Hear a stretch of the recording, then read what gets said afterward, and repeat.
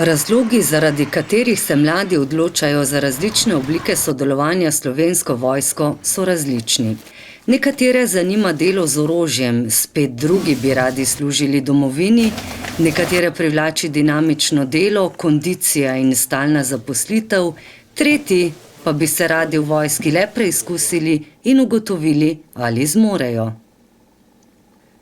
V Slovensko vojsko se vključujejo kot vojaki prostovoljci, poklicni vojaki ali pogodbeni rezervisti, vsi pa morajo opraviti temeljno vojaško strokovno usposabljanje. Kandidati v tem času pridobijo vojaške vrednote in navade ter temeljna vojaška znanja in veščine. Aktivnosti se izvajajo v vojašnicah, na poligonih in terenskih usposabljanjih. V času usposabljanja pripadniki prejemajo plačilo, vojakom prostovoljcem pa se usposabljanje šteje tudi v pokojninsko dobo.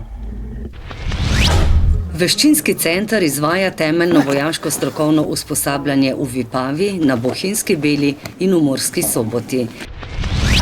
Traja 13 tednov in je razdeljeno na 3 faze. Prva faza 5 tednov, druga faza 6 tednov in tretja faza 2 tedna.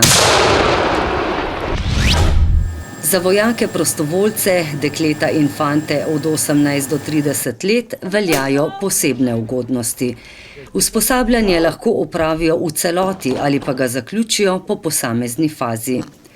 V okviru prostega časa med vikendom v vojašnici za zainteresirane kandidate organizirajo nevojaške vsebine, na primer pridobitev pogojev za opravljanje vozniškega izpita B kategorije, prva pomoč in cestno-prometni predpisi.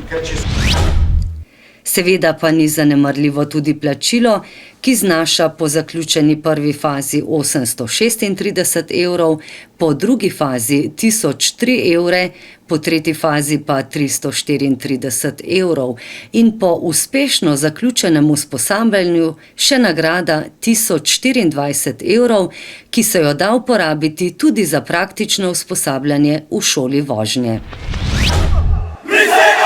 Po končanem temeljnem vojaško-strokovnem usposabljanju so vojaki bogatejši za trdna prijateljstva, bistveno izboljšano psihofizično kondicijo in številna znanja in navade, ki jim bodo koristila vse življenje. Lahko pa se odločijo za nadaljevanje kariere v Slovenski vojski in podpišejo pogodbo o zaposlitvi ali vstopu v pogodbeno rezervo.